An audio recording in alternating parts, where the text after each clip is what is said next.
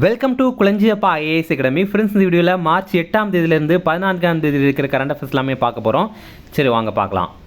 Friends, இந்த வீடியோட notes எல்லாமே கீழே பிடிஎஃபாக டிஸ்கிரிப்ஷனில் கொடுத்துருக்கோம். அது எல்லாமே கிளிக் பண்ணி டவுன்லோட் பண்ணிச்சிங்க. அதுக்கப்புறம் நம்ம டெலிகிராம் குரூப் லிங்க்மே கீழே டிஸ்கிரிப்ஷனில் கொடுத்துருக்கோம். அதுலேயுமே கிளிக் பண்ணி ஜாயின் பண்ணிங்க. ஓகே, சரி வாங்க பார்க்கலாம். ஃபஸ்ட்டு, விஸ்வகர்மா விருது எந்த மெட்ரோ நிறுவனத்திற்கு வழங்கப்பட்டது? இதற்கான ஆன்சர் சென்னை மெட்ரோ ரயில் நிறுவனம். இப்போ பார்த்தீங்க அப்படின்னா விஸ்வகர்மா விருது அப்படிங்கிற விருது 2024 ஆண்டிற்கான விருது. இது கட்டுமான தொழில் மேம்பாட்டு கவுன்சில் இப்போ சென்னை மெட்ரோ ரயில் நிறுவனத்திற்கு வழங்கியிருக்காங்க. ஓகே, அடுத்தது உலக யூனிகான் தரவரிசை குறியீடு 2024 முதலிடம் பிடித்த நாடு எது? இதற்கான ஆன்சர் அமெரிக்கா. முதல்ல யூனிகான் அப்படின்னா என்னென்னா, இது ஸ்டார்ட் அப் நிறுவனங்கள். ஆனால் இவங்களுடைய மதிப்பு $1 பில்லியன் அதிகமாக இருந்துச்சு அப்படின்னா அதை தான் யூனிகான் நிறுவனங்கள் அப்படின்னு சொல்லுவாங்க. அந்த மாதிரி அதிகமாக எந்தெந்த நாடுகளில் இருக்குது அப்படிங்கிறதுக்கான ரிப்போர்ட் தான் இந்த ரிப்போர்ட். இதில் முதலிடம் பிடித்தது அமெரிக்கா, 2ஆம் இடம் பிடித்தது சீனா, 3ஆம் இடம் பிடித்தது இந்தியா. ஓகே, இந்த ரிப்போர்ட்டை வெளியிட்டது இங்கிலாந்தை சேர்ந்த ஹுருன் அப்படிங்கிற அமைப்பு. அடுத்தது, உலக இலக்கிய பரிசு வென்ற கன்னட எழுத்தாளர் யார்? இதற்கான ஆன்சர் மம்தாஜி சாகர். இதை வழங்கின அமைப்பு உலக எழுத்தாளர்களின் அமைப்பு அப்படிங்கிற அமைப்பு. நைஜீரியாவில் அபுஜா அப்படிங்கிற பகுதியை சேர்ந்த அமைப்பு தான் இது. அடுத்தது, John L Jack Swigert Junior விருது வென்ற இந்தியாவின் திட்டம் எது? இதற்கான ஆன்சர் சந்திராயன் 3. இது பார்த்திங்க அப்படின்னா ஜான் எல் ஜாக் அப்படிங்கிற ஒரு விருது நம்ம சந்திராயன் 3 அப்படிங்கிற திட்டத்திற்காக வழங்கியிருக்காங்க. ஓகே, இந்த சந்திராயன் 3 பற்றி பார்த்தீங்கன்னா இது ஜூலை 14ஆம் தேதி 2023 ஆண்டு விண்ணில் செலுத்தப்பட்டது. அது எப்போ நிலவில் தரையிறங்குச்சு அப்படின்னா 2023 ஆகஸ்ட் 23 அன்னைக்கு தரையிறக்கப்பட்டுச்சு. ஓகே, இதில் பாருங்கள், இதை நம்ம எந்த ராக்கெட் மூலமாக அனுப்பியிருந்தோம்னா LVM-3 அப்படிங்கிற ராக்கெட் மூலமாக. இதோடைய லேண்டர் பேர் விக்ரம், ரோவர் பேர் பிரக்யான் அப்படிங்கிறது. அடுத்தது, 16வது நிதி ஆணையத்தின் தலைவர் யார்? இதற்கான ஆன்சர் அரவிந்த் பனகாரியா. நம்ம ஏற்கனவே இதை கரண்ட் அஃபேர்ஸில் பார்த்துருப்போம். 16வது நிதி ஆணையத்துடைய தலைவர் அரவிந்த் பனகாரியா அப்படிங்கிறவர். அதுவே 16வது நிதி ஆணையத்துடைய செயலாளர் யாருன்னா ரித்விக் ரஞ்சனம் பாண்டே அப்படிங்கிறவர். இந்த நிதி ஆணையத்துடைய பணி மத்திய மாநில வருவாய் பகிர்ந்தளிப்பு இருக்குல்ல, அதை பரிந்துரை பண்ணுறது தான் இவங்களுடைய வேலையே.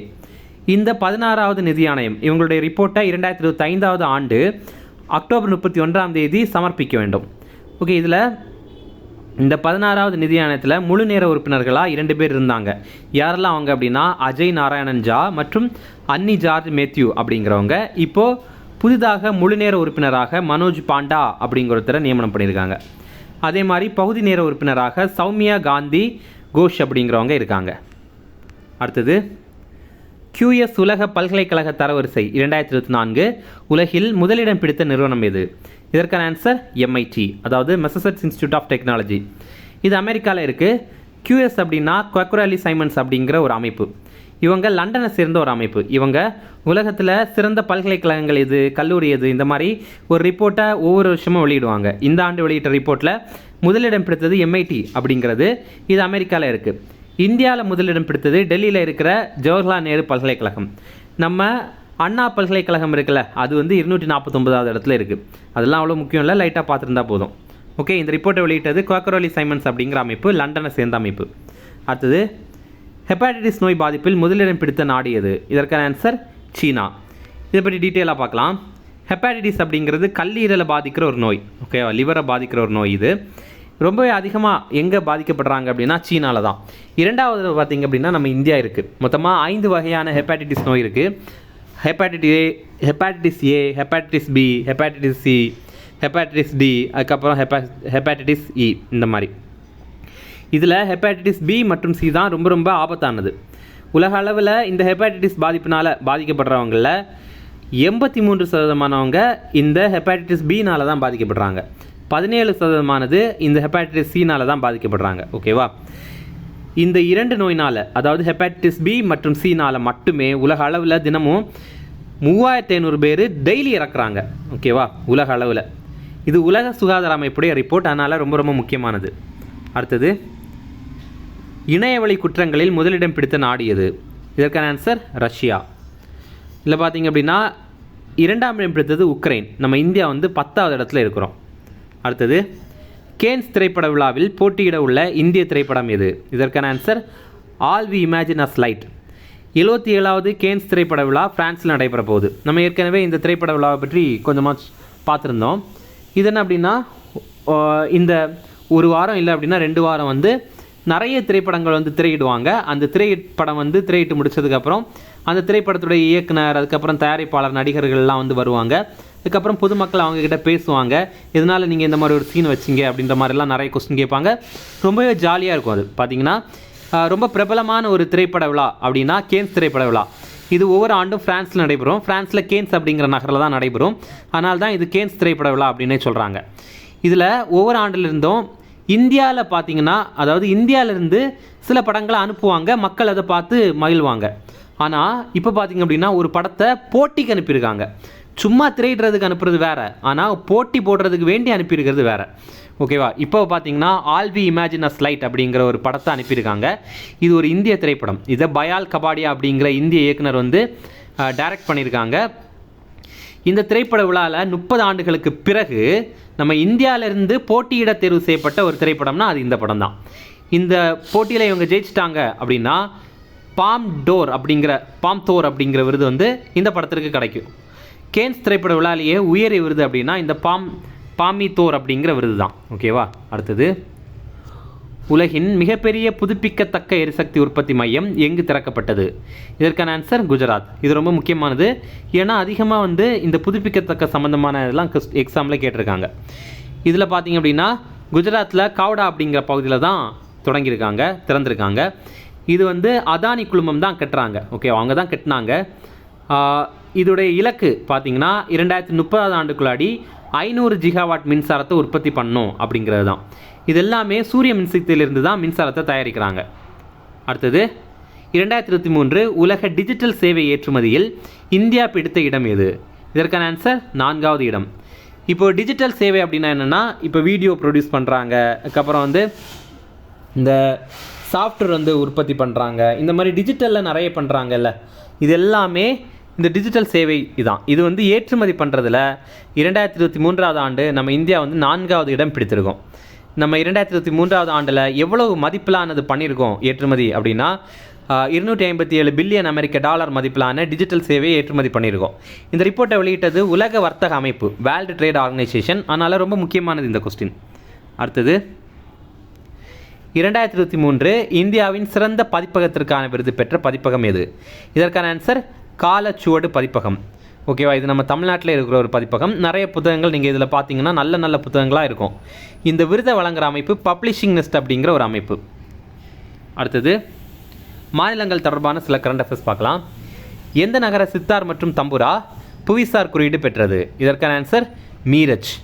இந்த மீரஜ் அப்படிங்கிறது மகாராஷ்டிராவில் இருக்குது. இதே மாதிரி பார்த்தீங்கன்னா கத்யஹெகு அப்படிங்கிற பகுதியை சேர்ந்த கோதுமைக்கும் புவிசார் குறியீடு கிடைத்திருக்காங்க. இந்த கத்யாஹெகு அப்படிங்கிறது புந்தேல்கண்ட் பகுதியை சேர்ந்தது. புந்தேல்கண்ட் அப்படிங்கிறது உத்தரப்பிரதேசத்தில் இருக்குது. இந்தியாவிலேயே அதிக புவிசார் குறியீடு பெற்ற மாநிலம் இது அப்படின்னா உத்தரப்பிரதேசம். அங்கே 69 பொருட்களுக்கு வந்து புவிசார் குறியீடு கிடைத்திருக்கு. இதை வழங்கின அமைப்பு இது அப்படின்னா மத்திய அரசுடைய அறிவுசார் சொத்துரிமை அமைப்பு, அதாவது அறிவுசார் சொத்துரிமை அலுவலகம் அப்படிங்கிற ஒரு அலுவலகம் சார்பில் தான் இந்த புவிசார் குறியீடை வழங்குறாங்க. அடுத்தது, மரங்களுக்கான ஆம்புலன்ஸ் சேவையை தொடங்கிய மாநிலம் அல்லது யூனியன் பிரதேசம் எது? இதற்கான ஆன்சர் டெல்லி. டெல்லியுடைய NDMC, அதாவது நியூ டெல்லி முனிசிபல் கவுன்சில் தான் இதை தொடங்கியிருக்காங்க. இந்த நோய்வாய்ப்பட்ட மரங்களுக்கு வந்து சிகிச்சை வழங்குறதுக்காக தான் இதை தொடங்கியிருக்காங்க. இவங்க கவரேஜில் 1.80 லட்சத்துக்கு மேற்பட்ட மரங்களுக்கு வந்து சேவை வந்து வழங்க போகிறாங்க. அதாவது இவங்க வந்து அவ்வளோ மரங்களை கண்காணிக்க போகிறாங்க. அந்த மரத்தில் எப்போது வந்து ஏதாவது நோய் வருது, பூச்சி தாக்குதல் வந்துச்சு அப்படின்னா இவங்க போய் அதை வந்து சிகிச்சை வழங்குவாங்க. ஓகேவா? அடுத்தது, on the spot unit citation விருது எந்த போர்க்கப்பலுக்கு வழங்கப்பட்டது? இதற்கான ஆன்சர் INS ஸ்ரதா. இந்த INS ஸ்ரதா போர்க்கப்பலுக்கு நம்ம இந்தியாவுடைய கடற்படை தலைமை தளபதி அவர் on the spot unit citation அப்படிங்கிற விருது வந்து வழங்கியிருக்காங்க. எதற்காக அப்படின்னா இவங்க இந்த கப்பல் வந்து கடற்கொள்ளையை தடுத்திருக்காங்க. என்னென்னா ஓமாரி அப்படிங்கிற ஈரானிய கப்பல், அதை சோமாலியா கடல் கொள்ளையர்கள் வந்து கடத்தியிருந்தாங்க. அப்போது INS ஸ்ரதா கப்பல் போய் அங்கே மீட்டாங்க. அதற்காக இவங்களுக்கு இந்த விருது வந்து வழங்குறாங்க. அடுத்தது, இக்லாஎஸ் என்ற பாதுகாப்பு அமைப்பை இந்தியா எந்த நாட்டிடமிருந்து வாங்கியது? இதற்கான ஆன்சர் ரஷ்யா. ஏற்கனவே இக்லா ஒன்னியம் அப்படிங்கிற அமைப்பு நம்ம ரஷ்யாவிலேருந்து வாங்கி பயன்படுத்திகிட்டு இருக்கோம். இப்போ இதற்கு மாற்றுதலாக இக்லா எஸ் அப்படிங்கிற அமைப்பை வாங்கியிருக்கோம். இது என்ன அப்படின்னா மனிதர்களால் எடுத்து செல்லக்கூடிய ஏவுகணை செலுத்தும் கருவி. ஓகேவா, இதில் பார்த்தீங்க அப்படின்னா தெரியும், இதிலிருந்தே ஏவுகணை செலுத்த முடியும். இது மனிதர்களாலே எடுத்துகிட்டு போக முடியும். ஓகேவா. அடுத்தது, இந்திய இராணுவத்தின் திரிசக்தி கார்ப்ஸ் படை எங்கு பீரங்கி எதிர்ப்பு ஏவுகணை பரிசோதனையை மேற்கொண்டது? இதற்கான ஆன்சர் சிக்கிம்.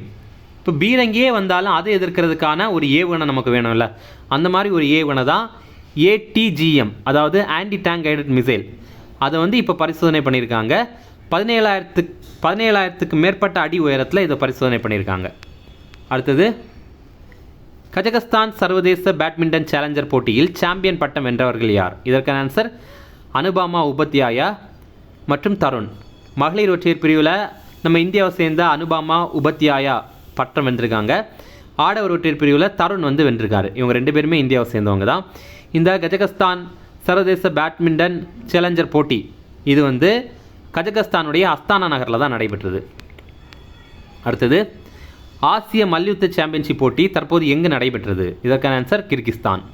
கிர்கிஸ்தானுடைய பிஷ்கெக் நகரில் தான் இது நடைபெற்றது. இல்லை நம்ம இந்தியாவுடைய அஞ்சு, ஹர்ஷிதா, உதித், ராதிகா இவங்க எல்லாருமே தனித்தனியாக விளையாடி வெள்ளி பதக்கங்கள் வந்து வென்றிருக்காங்க. அடுத்தது, சில முக்கியமானவர்களுடைய இறப்புகள் பற்றி பார்க்கலாம். முன்னாள் அமைச்சரான RM வீரப்பன் மரணம் அடைந்தார். இவர் தன்னுடைய 97வது வயதில் மரணம் அடைந்தவர். இவர் வந்து ஏற்கனவே அமைச்சராக இருந்திருக்காரு. MGR கழகம் அப்படிங்கிற கட்சியை சார்ந்தவர் இவர். அடுத்தது, மலேசிய தமிழ் எழுத்தாளரான முத்தம்மாள் பழனிசாமி அவங்களும் மரணம் அடைந்திருக்காங்க. இவங்களுடைய முக்கியமான புத்தகங்கள் அப்படின்னா நாடு விட்டு நாடு, நாட்டுப்புற பாடல்களின் என் பயணம், நாட்டுப்புற பாடல்களில் என் பயணம் அப்படிங்கிற புத்தகம். இதுக்கப்புறம் போசான் துகள் அப்படின்னு அழைக்கப்படுற அந்த கடவுள் துகள் இருக்குல்ல, அதை கண்டுபிடித்த பீட்டர் ஹிக்ஸ் அப்படிங்கிறவர் இப்போ மரணம் அடைந்திருக்காரு. இவர் பார்த்திங்க அப்படின்னா இதற்காக நோபல் பரிசு கூட பெற்றிருந்தார். இவர் 2012வது ஆண்டே இதை வந்து கண்டுபிடிச்சிட்டார். அதுக்கப்புறம் சில ஷார்ட் நியூஸ் ரிஃபரன்ஸ் அதையுமே வேகமாக பார்த்துடலாம். பயோ ஏஷியா 2024 சமிட் அப்படிங்கிற ஒரு மாநாடு இப்போ ஹைதராபாத்தில் நடைபெற்றது. இதற்கான தீம் என்ன அப்படின்னா transforming life sciences with data and AI அப்படிங்கிறது. அதாவது வாழ்க்கை அறிவியலை இந்த டேட்டா அதுக்கப்புறம் ஏஐ இது வச்சு நம்ம வந்து மாற்றணும் அப்படிங்கிறத சொல்கிறாங்க. அடுத்தது, ஸ்ரீனிவாஸ் பாலையா இவரை தான் இப்போ விப்ரோ நிறுவனம் புதிய தலைமை செயல் அதிகாரியாகவும் நிர்வாக இயக்குநராகவும் நியமனம் பண்ணியிருக்காங்க. அடுத்தது, ஸ்லோவாக்கியா நாட்டுடைய புதிய அதிபராக பீட்டர் பெல் லெக்ரினி அப்படிங்கிறவங்க பதவியேற்றிருக்காங்க. அடுத்தது, வியாழன் இருக்குல்ல, ஜூபிட்டர் கோள், அதனுடைய துணைக்கோளான கலிஸ்டோஸ் அங்கே ஓசோன் இருக்கிறதா இப்போ கண்டுபிடிச்சிருக்காங்க. அதுக்கு அடுத்தது, கொரோனா வைரஸ் அதை கண்காணிக்கிறதுக்காக உலக சுகாதார நிறுவனம் கோவிநெட் அப்படிங்கிற ஒரு வலைத்தளத்தை உருவாக்கியிருக்காங்க. அடுத்தது, இப்போ பார்த்திங்க அப்படின்னா UNO ஐநா சபை ஒரு ரிப்போர்ட் வெளியிட்டிருக்காங்க. 2050வது ஆண்டுக்குள்ளாடி உலகத்தில் 200 கோடி குழந்தைங்க அதிக வெப்ப அலையினால் பாதிக்கப்படுவாங்க அப்படின்னு யுனிசெஃப் அமைப்பு வந்து வெளியிட்டிருக்காங்க. ஓகேவா, இந்த யுனிசெஃப்பும் ஐநா சபைக்கு கீழே தான் இருக்குது. அடுத்தது, கிழக்காசியா மற்றும் பசிபிக் பகுதிகளில் தற்போது 24 கோடி குழந்தைகள் பாதிக்கப்படுறாங்க இந்த வெப்ப அலைகள்னால அப்படின்ற மாதிரி UNO அதாவது ஐநா சபை வந்து ரிப்போர்ட்டை வெளியிட்டிருக்காங்க. அடுத்தது, இந்தியாவுக்கான பிரிட்டன் தூதராக இப்போது லிண்டி கேமரூன் அப்படிங்கிற ஒரு பெண்மணியை தேர்வு பண்ணியிருக்காங்க. இவங்க பிரிட்டனை சேர்ந்தவங்க இந்தியாவில் இருந்து பணிபுரிவாங்க. இந்தியாவுக்கும் பிரிட்டனுக்கு இடையில் இருக்கிற ஒரு உறவுக்கு பாலமாக செயல்படுவாங்க. இந்த மாதிரி இந்தியாவுக்கான பிரிட்டன் தூதராக நியமனம் செய்யப்பட்ட முதல் பெண் இவங்க தான். அடுத்தது, இம்பார்ட்டன்ட் டேஸ் பார்க்கலாம். உலக சுகாதார தினம் ஏப்ரல் 7ஆம் தேதி. இந்த ஆண்டுக்கான கருப்பொருள் எனது சுகாதாரம் எனது உரிமை அப்படிங்கிறது. உலக ஹோமியோபதி தினம் ஏப்ரல் 10ஆம் தேதி. இந்த ஆண்டுக்கான தீம் என்ன அப்படின்னா empowering research and enhancing proficiency A homeopathy symposium அப்படிங்கிறது. அதாவது இது என்ன சொல்கிறாங்க அப்படின்னா சிம்போசியம் அப்படிங்கிறது மாநாடு, அறிவியல் மாநாடாக தான் குறிக்கும். அதே எம்பவரிங் அப்படின்னா வலுப்படுத்துது, அதிகாரம் அளித்தது அப்படிங்கிறது தான் சொல்லும். ஓகேவா, இப்போ ரிசர்ச்சையும் அதுக்கப்புறம் ப்ரொஃபிஷியன்சியும் வந்து நம்ம அதிகப்படுத்தணும் அப்படிங்கிறாங்க. ஓகேவா, ப்ரொஃபிஷியன்சி அப்படின்னாலுமே செயல்திறன் அப்படிங்கிறது. இப்போது நீங்கள் தோராயமாக இதோடைய மீனிங் வந்து புரிஞ்சுக்கங்க. இந்த ரிசர்ச்சையும் செயல்திறனையும் நம்ம அதிகப்படுத்தணும். அதுக்கப்புறம் ஹோமியோபதி மாநாடு அப்படின்ற மாதிரி ஒரு கருப்பொருளை கொடுத்துருக்காங்க. தோராயமாக நம்ம இதை புரிஞ்சிருந்தால் போதும். ஹோமியோபதியை கண்டுபிடித்தவர் டாக்டர் சாமுவேல் ஹானிமன் அப்படிங்கிறவர். இவர் ஜெர்மனியை சேர்ந்தவர். இவருடைய பிறந்த தினம் தான் இப்போ நம்ம ஹோமியோபதி தினமாக கடைபிடிக்கிறோம். இவர் ஏப்ரல் 10ஆம் தேதி 1755 ஆண்டு பிறந்தார். அடுத்தது தேசிய பாதுகாப்பான தாய்மை தினம். இது ஏப்ரல் 11ஆம் தேதி. இப்போ ஒருத்தங்க தாய்மை அடைகிறாங்க அப்படின்னா அது சாதாரண விஷயம் கிடையாது. குழந்தைய வந்து ரொம்ப பத்திரமா பாதுகாக்கணும். அதுக்காக அவங்க என்னென்ன விஷயம் பண்ணணும் அப்படிங்கிறது உங்களுக்கே தெரிஞ்சிருக்கும். அது வந்து பாதுகாப்பானதாக இந்த தாய்மை இருக்கணும் அப்படிங்கிறதுக்காக தான் இந்த தேசிய பாதுகாப்பான தாய்மை தினம் வந்து கடைபிடிக்கப்படுது. இது ஏப்ரல் 11ஆம் தேதி. நம்ம இந்தியாவில் எம்எம்ஆர் எவ்வளவு இருக்குது அப்படின்னா 97 இருக்குது. அதாவது 1,00,000 தாய்மார்களில் 97 பேர் இறக்குறாங்க அப்படிங்கிறது தான் இதோடைய அர்த்தம். இது 2018 2020 வரைக்கும். அதே தமிழ்நாட்டில் நமக்கு 2023 24 எம்எம்ஆர் மெட்டர்னல் மார்ட்டாலிட்டி ரேட் அப்படின்னு பார்க்கும்போது 52. 1,00,000 தாய்மார்கள், அதாவது கருவுற்ற 1,00,000 தாய்மார்கள் இருக்காங்கல்ல, அவங்களில் 52 பேர் இறக்குறாங்க. ஓகேவா?